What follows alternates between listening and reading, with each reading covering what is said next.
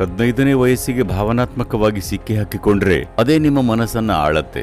25 ಆಗುವಷ್ಟರಲ್ಲಿ dozen ಗಟ್ಟಲೆ ಸಂಗಾತಿ ಹೊಂದಿದ್ರೆ ಅದು ಬೇರೆ ಬೇರೆ ಮಟ್ಟದಲ್ಲಿ ಕ್ಷೋಭೆ ಉಂಟು ಮಾಡುತ್ತೆ. ದೇಹವನ್ನ ತೆರೆದ್ರಿ ಅಂದ್ರೆ ಅದು ಮನಸ್ಸಿಗೆ ನಿಲುಕದ ರೀತಿಯಲ್ಲಿ ನೆನಪಿಟ್ಟುಕೊಳ್ಳುತ್ತೆ. ಜೀವ ವ್ಯವಸ್ಥೆಯನ್ನ ಕನ್ಫ್ಯೂಸ್ ಮಾಡಿದ್ರೆ ನಿಮ್ಮ ಪೂರ್ಣ ಸಾಮರ್ಥ್ಯಕ್ಕೆ ವರ್ಧಿಸಲ್ಲ.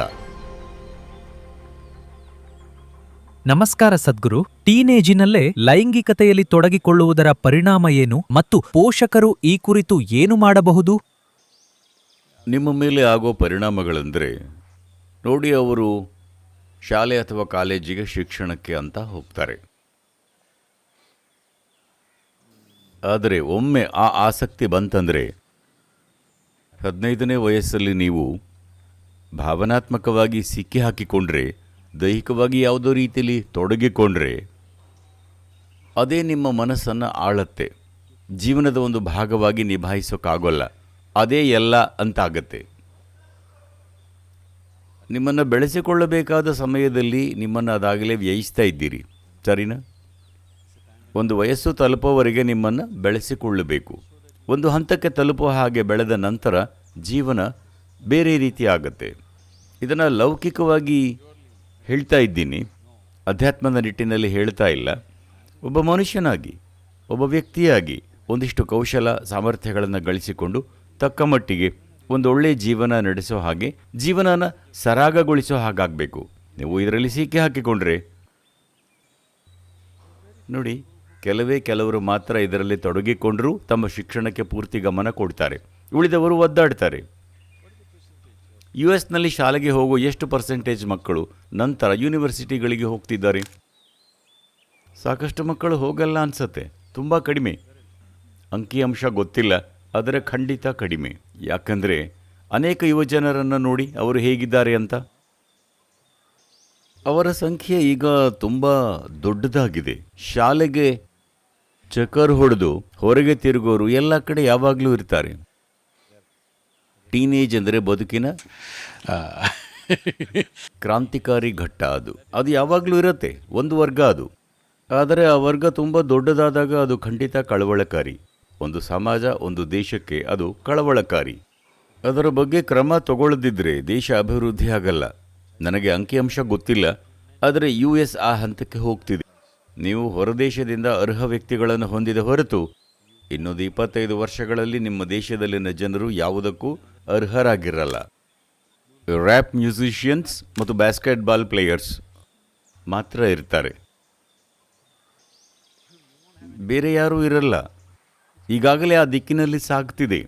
Basketball players, rap musicians, massage therapist ಇಟ್ಕೊಂಡು ದೇಶ ಕಟ್ಟೋಕ್ಕಾಗಲ್ಲ, ಸರಿನಾ? ನಾನು ಅವರ ವಿರುದ್ಧ ಅಲ್ಲ. ಇದೇನೆಂದರೆ ಬೇರೆ ಬೇರೆ ಚಟುವಟಿಕೆಗಳಲ್ಲಿ ತೊಡಗಿಕೊಂಡಿರೋ ಜನರ ಪರ್ಸೆಂಟೇಜ್, ಅದರಲ್ಲಿ ಹೆಚ್ಚಿನಂಶ ಇಂದ್ರಿಯ ಸುಖದ ಕಡೆಗೆ ಗಣನೀಯವಾಗಿ ವಾಲಿದರೆ ಆ ದೇಶ, ಆ ಸಮಾಜ ಖಂಡಿತ ನರಳುತ್ತೆ. ದುರದೃಷ್ಟವಶಾತ್ US ಆ ಕಡೆಗೆ ಸಾಗ್ತಾ ಇದೆ. ಹಿಂದಿನವರು ಮಹಾನ್ ದೇಶನ ಕಟ್ಟಿದ್ರು, ಈಗ ಅದು ಬೇರೆಲ್ಲೋ ಹೋಗ್ತಿದೆ. ಸರಿ ಹೋಗಬಹುದೇನು, ಅದು ಬೇರೆ ವಿಷಯ. ಅದು ಜೀವಶಕ್ತಿಗೆ ಏನು ಮಾಡುತ್ತೆ, ಇದರ ಬಗ್ಗೆ ಹಿಂದೆನೂ ಮಾತಾಡಿದ್ವಿ ಅನ್ಸುತ್ತೆ. ನಿಮ್ಮ ದೇಹ ಮನಸ್ಸನ್ನು ಎರಡೂ ಪ್ರತ್ಯೇಕ ಸಂಗತಿಗಳಾಗಿ ನೋಡೋದಾದರೆ, ಅದಲ್ಲದೇ ಇದ್ದರೂ ಬಹುತೇಕರು ಪ್ರತ್ಯೇಕ ಸಂಗತಿಯಾಗಿ ಅನುಭವಿಸ್ತಾರೆ. ಯಾವುದರಲ್ಲಿ ಹೆಚ್ಚು ನೆನಪುಗಳಿರುತ್ತವೆ? ದೇಹದಲ್ಲ, ಮನಸ್ಸಲ್ಲ. ನಿಮ್ಮ ದೇಹದಲ್ಲಿ ಮನಸ್ಸಿಗಿಂತ ಕೋಟ್ಯಾಂತರ ಪಟ್ಟು ಹೆಚ್ಚು ನೆನಪುಗಳಿರುತ್ತವೆ. ನಿಮ್ಮ ಮುತ್ತಜ್ಜಿಯ ಮೂಗು ಇಲ್ಲಿ ನಿಮ್ಮ ಮುಖದ ಮೇಲೆ ಕೂತಿದೆ. ಮನಸ್ಸಲ್ಲಿ ನಿಮ್ಮ ಮುತ್ತಜ್ಜಿಯ ನೆನಪಿದೆಯಾ? ಇಲ್ಲ. ಲಕ್ಷಾಂತರ ವರ್ಷಗಳ ಹಿಂದೆ ನಿಮ್ಮ ಪೂರ್ವಜರು ಹೇಗಿದ್ರು ಅಂತ ನೆನಪಿದೆಯಾ? ಅದೆಲ್ಲನೂ ಈ ದೇಹದಲ್ಲಿದೆ, ಇವತ್ತಿಗೂ ನೆನಪಿಟ್ಟುಕೊಂಡಿದೆ. ದೇಹದಲ್ಲಿ ಅಗಾಧ ಪ್ರಮಾಣದ ನೆನಪುಗಳಿವೆ. ಈಗ ದೇಹದ ಕೆಲವು ಅಂಶಗಳು ನೋಡಿ. ಈಗ ಸ್ಪರ್ಶ ಯೋಗ ಅಂತಿದೆ. Sparsha yoga means the yoga of touch. ನಾನೀಗ ಇದನ್ನು ಮುಟ್ಟಿದರೆ ಇದು ನಿಮಗೂ ನೆನಪಿರುತ್ತೆ. ನೀವು ಅದನ್ನು ಯೋಗವನ್ನಾಗಿಸಲಿಲ್ಲ, ಅದನ್ನು ಬೇರೆ ಪ್ರಕ್ರಿಯೆ ಮಾಡಿದ್ರಿ.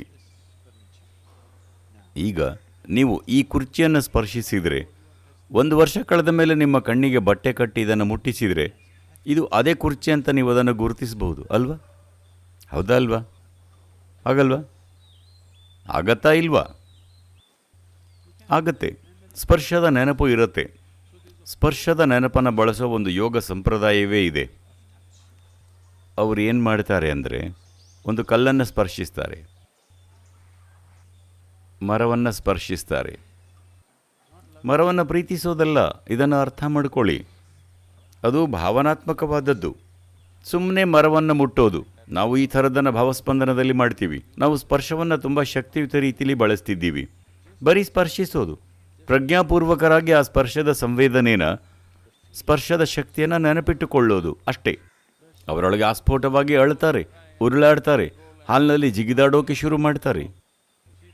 ನೀವು ನೋಡಿ, ಬರೀ ಸ್ಪರ್ಶದಿಂದಾಗಿ. ಇದು ಸ್ಪರ್ಶ ಯೋಗ. ಈ ಥರದ ಯೋಗದ ಒಂದು ಆಯಾಮನೇ ಇದೆ. ಅಂದರೆ ದೇಹಕ್ಕೆ ನೆನಪಿಟ್ಟುಕೊಳ್ಳುವ ಒಂದು ಅದ್ಭುತ ಸಾಮರ್ಥ್ಯ ಇದೆ. ಅದರಲ್ಲೂ ಅದು ನಿರ್ದಿಷ್ಟ ರೀತಿಯಲ್ಲಿ ತೆರೆದುಕೊಂಡಾಗ. ಒಂದು ರೀತಿಯಲ್ಲಿ ಸರಳವಾಗಿ ಹೇಳೋದಾದರೆ, ಲೈಂಗಿಕತೆ ಅಂದರೆ ನಿಮ್ಮ ದೇಹನ ಬೇರೊಂದು ಸಾಧ್ಯತೆಗೆ ತೆರೆದುಕೊಳ್ಳೋದಾಗಿದೆ.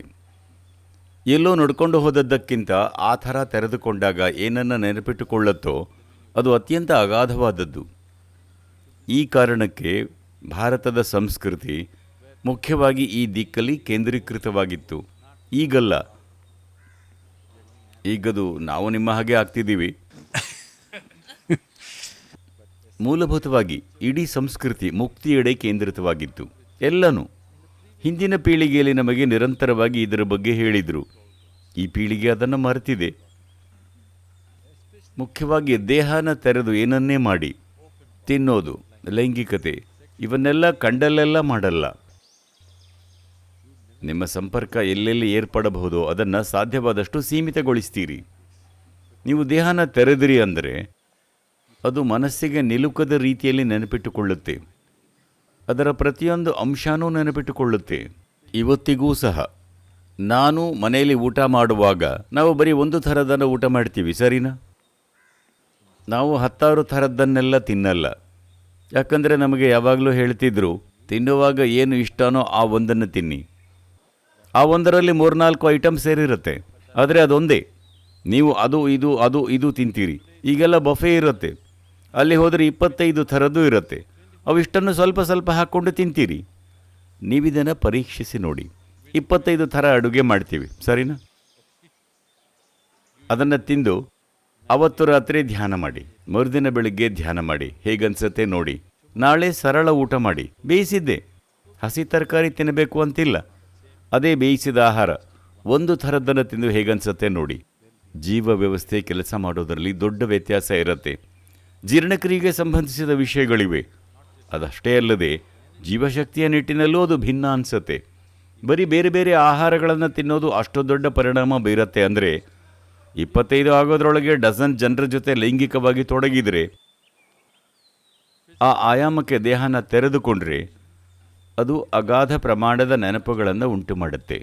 ಈ ನೆನಪುಗಳು ನಿಮ್ಮನ್ನು ಯಾವ ಹಂತಕ್ಕೆ ಕೊಂಡೊಯ್ಯುತ್ತಂದರೆ, ನಿಮ್ಮನ್ನು ಅದರಿಂದ ಬಿಡಿಸಿಕೊಳ್ಳೋಕೆ ತುಂಬಾ ಕಠಿಣ ಶ್ರಮ ಹಾಕಬೇಕಾಗತ್ತೆ. ಅದು ಕ್ಷೋಭೆ, ಅಸ್ಥಿರತೆಯ ಕೆಲವು ಸ್ಥಿತಿಗಳಿಗೆ ಕೊಂಡೊಯ್ದು ದೈಹಿಕ, ಮಾನಸಿಕ, ಭಾವನಾತ್ಮಕ ಕ್ಷೋಭೆ ಯಾವ ಮಟ್ಟಕ್ಕೆ ಉಂಟಾಗುತ್ತೆ ಅನ್ನೋದು ವ್ಯಕ್ತಿಯಿಂದ ವ್ಯಕ್ತಿಗೆ ಬದಲಾಗುತ್ತೆ. ಅದು ಬೇರೆ ಬೇರೆ ಅಂಶಗಳ ಮೇಲಿರುತ್ತೆ.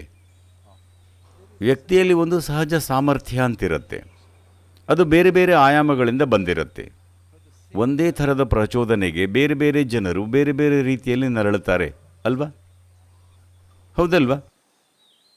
ಈಗೊಂದು ಸೊಳ್ಳೆ ಕಚ್ಚಿದರೆ, ಈಗ 100 ಸೊಳ್ಳೆ ಬಂದು ನೀವು ಪ್ರತಿಯೊಬ್ಬರನ್ನು ಕಚ್ಚಿದರೆ, ಆ ಸೊಳ್ಳೆಯ ಕಡಿತಕ್ಕೆ ನೀವು ಪ್ರತಿಯೊಬ್ಬರೂ ಬೇರೆ ಬೇರೆ ಮಟ್ಟದಲ್ಲಿ ನರಳುತ್ತೀರಿ, ಹೌದಲ್ವಾ? ಇದು ಹಲವಾರು ಅಂಶಗಳ ಮೇಲಿರುತ್ತೆ.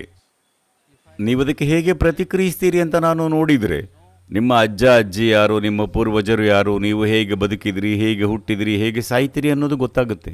ಹೌದು, ತಮಾಷೆ ಮಾಡ್ತಿಲ್ಲ. ನಿಮ್ಮ ಪಕ್ಕದಲ್ಲಿ ಕೂತಿರೋರಿಗೆ ಹೋಲಿಸಿದರೆ ನೀವು ಸೊಳ್ಳೆ ಕಚ್ಚಿದಾಗ ಹೇಗೆ ಪ್ರತಿಕ್ರಿಯಿಸ್ತೀರಿ ಅನ್ನೋದನ್ನು ಅರ್ಥ ಮಾಡಿಕೊಂಡ್ರೆ, ಯಾಕಂದರೆ ಇದು ನಿಮ್ಮೊಳಗಿರೋ ಕರ್ಮದ ನೆನಪುಗಳ ಮೇಲಿರುತ್ತೆ, ಹೇಗೆ ಪ್ರತಿಕ್ರಿಯಿಸ್ತೀರಿ ಅನ್ನೋದು.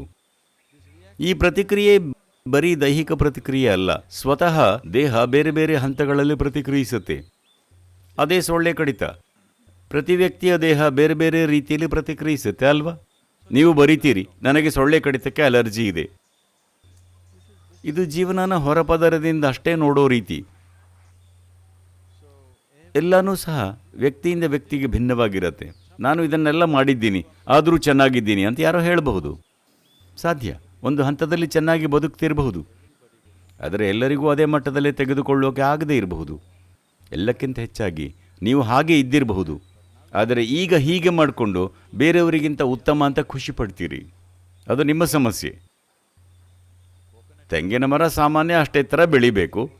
ನೀವು ಈ ಗಿಡಕ್ಕಿಂತ ಎತ್ತರ ಇದ್ದುಕೊಂಡು ಅದ್ಭುತ ಅಂದುಕೊಂಡ್ರೆ ನಿಮಗೇನು ಮಾಡೋದು? ಅಂದರೆ ನಿಮ್ಮ ಜೀವನ ತನ್ನ ಪೂರ್ಣ ಸಾಮರ್ಥ್ಯಕ್ಕೆ ವರ್ಧಿಸಲ್ಲ. ನೀವು ಜೀವ ವ್ಯವಸ್ಥೆನ ಅನಗತ್ಯ ನೆನಪುಗಳಿಂದ ಕನ್ಫ್ಯೂಸ್ ಮಾಡಿದರೆ. ಈ ಕಾರಣಕ್ಕಾಗಿ ಮುಖ್ಯವಾಗಿ ಮಕ್ಕಳು ತುಂಬ ಮುಕ್ತವಾಗಿದ್ದರೆ, ನಮ್ಮ ಸಂಪ್ರದಾಯದಲ್ಲಿ ಮಕ್ಕಳಿಗೆ 12 ಆಗೋವರೆಗೆ ಅವರಿಗೆ ಶಿಕ್ಷಣ ನೀಡಬಾರದು ಅಂತ ನಿಗದಿ ಮಾಡಿದ್ರು. ಇವತ್ತು ಅದನ್ನು ಮಾಡೋಕ್ಕಾಗಲ್ಲ, ಕಡ್ಡಾಯ ಆಗಿದೆ, ಸರ್ಕಾರಿ ನಿಯಮ. 6 ವರ್ಷಕ್ಕೆ ಶಿಕ್ಷಣ ಶುರು ಮಾಡಬೇಕು, ಇಲ್ಲಾಂದರೆ ಪೋಷಕರನ್ನು ಅರೆಸ್ಟ್ ಮಾಡ್ತಾರೆ. ಭಾರತದಲ್ಲಿ ಶಿಕ್ಷಣ ಕಡ್ಡಾಯ. 5 ವರ್ಷ 10 ತಿಂಗಳಾಗ್ತಿದ್ದ ಹಾಗೆ ಅವರನ್ನು ಶಾಲೆಗೆ ಕಳಿಸಲಿಲ್ಲ ಅಂದರೆ ನೀವು ಜೈಲಿಗೆ ಹೋಗ್ತೀರಿ. ಯಾಕಂದರೆ ಮಕ್ಕಳನ್ನು ಶಾಲೆಗೆ ಕಳಿಸಿಲ್ಲ, ಸರಿನಾ? ಆದರೆ ಸಾಂಪ್ರದಾಯಿಕವಾಗಿ 12 ಆಗೋವರೆಗೆ ಏನನ್ನೂ ಕಲಿಸ್ತಿರಲಿಲ್ಲ. ಯಾಕಂದರೆ ಅವರ ನೆನಪಿನ ವ್ಯವಸ್ಥೆಗೆ ಕೈ ಹಾಕಬಾರದು ಅಂತ. ಅವರ ಪಾಡಿಗೆ ಬಿಡ್ತಿದ್ರು. ಅವರ ದೇಹ ಬೆಳಿಬೇಕು, ಮೆದುಳು ಬೆಳಿಬೇಕು, ಮಾಹಿತಿಗಳು ನಂತರ ಬರಲಿ ಅಂತ. ಮಕ್ಕಳನ್ನು ಪ್ರಜ್ಞಾಪೂರ್ವಕವಾಗಿ ಬೆಳೆಸಬೇಕಂದ್ರೆ, ಅವರಲ್ಲಿ ಕೆಲವು ಸಂಗತಿಗಳನ್ನು ತರಬೇಕಂದ್ರೆ ನಾವು ಹೊಸ ಜಗತ್ತನ್ನೇ ಸೃಷ್ಟಿಸಬೇಕು. ಅದು ಸಾಧ್ಯ ಇಲ್ಲ, ಯಾಕಂದರೆ ಜಗತ್ತು ಬೇರೆಲ್ಲೋ ಹೋಗಿದೆ. ಮುಖ್ಯವಾಗಿ ಪಾಶ್ಚಾತ್ಯ ಸಮಾಜ ಪೂರ್ತಿಯಾಗಿ ಜೀವನಕ್ಕೆ ವಿರುದ್ಧವಾಗಿ ಸಾಗಿದೆ. ಉಳಿದವರು ಅದೇ ಹಾದಿ ಹಿಡಿತಿದ್ದಾರೆ. ಭಾರತದ ನಗರಗಳು ಇದಕ್ಕೆ ಹೊರತಲ್ಲ. ಇಡೀ ದೇಶ ಹಾಗಾಗಿಲ್ಲ, ಆದರೆ ನಗರಗಳ ಜನರು ಅಮೆರಿಕನ್ನರಿಗಿಂತ ಹೆಚ್ಚು ಅಮೆರಿಕನ್ ಆಗಿದ್ದಾರೆ. ಅವರೀಗ ತಿನ್ನೋದು ಮ್ಯಾಕ್ಡೊನಾಲ್ಡಲ್ಲಿ. ಈಗ ಜಗತ್ತಲ್ಲಿ ಇದೇ ಒಂದು ಮಾದರಿಯಾಗಿದೆ. ಇದೊಂದು ಮಾದರಿಯಾಗಿ ಎಲ್ಲರೂ ಅದನ್ನೇ ಅನುಸರಿಸ್ತಿದ್ದಾರೆ. ಅವರು ಹೀಗೆ ಆಗ್ತಾರೆ, ದುರದೃಷ್ಟವಶಾತ್ ಅವರು ಹೀಗೆ ಆಗ್ತಾರೆ. ಆದರೆ ವೈಯಕ್ತಿಕವಾಗಿ ನೀವು ಕೆಲವರು ಮಕ್ಕಳ ಬಗ್ಗೆ ಏನು ಮಾಡೋದು ಅಂತ ಯೋಚನೆ ಮಾಡ್ತಿದ್ರೆ ನೀವು ಸ್ವಲ್ಪ ಅಷ್ಟನ್ನೇ ಮಾಡಬಹುದು. ಯಾಕಂದರೆ ನಿಮ್ಮ ಮಕ್ಕಳನ್ನು ನೀವು ಮಾತ್ರ ಪ್ರಭಾವಿಸ್ತಿಲ್ಲ. ನಿಮ್ಮ ಪ್ರಭಾವ ಕೇವಲ 10%, ಉಳಿದ 90% ಬೇರೆಲ್ಲಿಂದಲೂ ಬರ್ತಿದೆ. ನೀವು ಅದನ್ನು ನಿಯಂತ್ರಿಸೋಕ್ಕಾಗಲ್ಲ, ಸ್ವಲ್ಪ ಮಟ್ಟಿಗೆ ತಗ್ಗಿಸಬಹುದು. ನೋಡಿ, ಇದು ಹೇಗಂದರೆ, ನಿಮ್ಮ ಉಪಸ್ಥಿತಿ ಹಿರಿದಾದರೆ ಆಗ ನೀವು ಅವರನ್ನು ಇನ್ನೂ ಹೆಚ್ಚು ಪ್ರಭಾವಿಸಬಹುದು. ಅವರಿಗೆ ಹೆಚ್ಚು ಸಮಯ ಕೊಟ್ಟರೆ ಹೆಚ್ಚು ಪ್ರಭಾವಿಸಬಹುದು ಅಂದ್ಕೋತೀರಿ. ಇಲ್ಲ, ನಾನು ಹೇಳ್ತಿದ್ದೀನಿ, ತಂದೆ ತಾಯಿ ನೀವು ನಿಮ್ಮ ಮಕ್ಕಳ ಜೊತೆ ಹೆಚ್ಚು ಸಮಯ ಕಳೆಯೋಕೆ ನೋಡಿದರೆ ಬಹುಶಃ ಅವರು ನಿಮ್ಮ ಶತ್ರುಗಳಾಗ್ತಾರೆ. ಹೌದು, ಇದು ಹೆಚ್ಚಿನ ಸಮಯದ ಬಗ್ಗೆ ಅಲ್ಲ, ನಿಮ್ಮನ್ನು ಯಾವ ರೀತಿಯ ವ್ಯಕ್ತಿಯನ್ನಾಗಿ ಮಾಡ್ಕೋತೀರಿ ಅನ್ನೋ ಬಗ್ಗೆ. ಅವರು ನಿಮ್ಮನ್ನು ಇಷ್ಟಪಟ್ಟರೆ ಅವರ ಮೇಲೆ ನಿಮ್ಮ ಪ್ರಭಾವ ಆಗಬಹುದು. ಅವರು ನಿಮ್ಮನ್ನು ಇಷ್ಟಪಡದೆ ನೀವು ಇನ್ನೂ ಹೆಚ್ಚು ಸಮಯ ಕೊಟ್ಟರೆ ನಿಮ್ಮನ್ನು ಇಷ್ಟಪಡದೇ ಇರೋದು ಇನ್ನೂ ಹೆಚ್ಚಾಗಬಹುದು ಅಲ್ವಾ? ಎಸ್. ಅನೇಕ ಸಂಬಂಧಗಳು ಉಳ್ಕೊಂಡಿದ್ದು ಯಾಕೆ ಅಂದರೆ ಅದರಲ್ಲಿ ಒಬ್ಬರು ಯಾವಾಗಲೂ ಪ್ರಯಾಣಿಸ್ತಿರ್ತಾರೆ.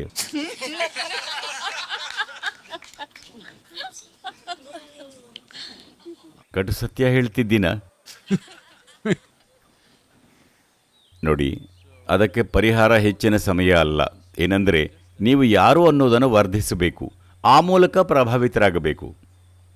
ನೀವು ಹೇಗಿದ್ದೀರಿ ಅನ್ನೋದರಿಂದ ಪ್ರಭಾವಿತರಾಗಬೇಕು. ಆಗ ಸ್ವಲ್ಪ ಜಾಸ್ತಿ ಪ್ರಭಾವಿಸಬಹುದು. ಇಲ್ಲದಿದ್ದರೆ ಅಲ್ಲೆಲ್ಲೋ ಹಾದಿಲಿರೋ ಗೆಳೆಯರಿಂದ ಪ್ರಭಾವಿತರಾಗ್ತಾರೆ, ಅದನ್ನೇ ಕಲ್ತ್ಕೊಳ್ತಾರೆ. ಹಾಗಾಗಿ ಶಿಕ್ಷಣ ವ್ಯವಸ್ಥೆ ಮತ್ತು ಇದು ಬರೀ ಒಂದು ಕಡೆಯಿಂದ ಆಗಲ್ಲ. ನಾನು ಏನನ್ನು ಹುಡುಕ್ತಾ ಇದ್ದೆ, ಇಂಟರ್ನೆಟ್ನಲ್ಲಿ ಒಂದು ಜಾಹೀರಾತು ಬಂತು. ನಾನು ಒಂದು ಉಪಕರಣ ಹುಡುಕ್ತಿದ್ದೆ, ಸರಿನಾ?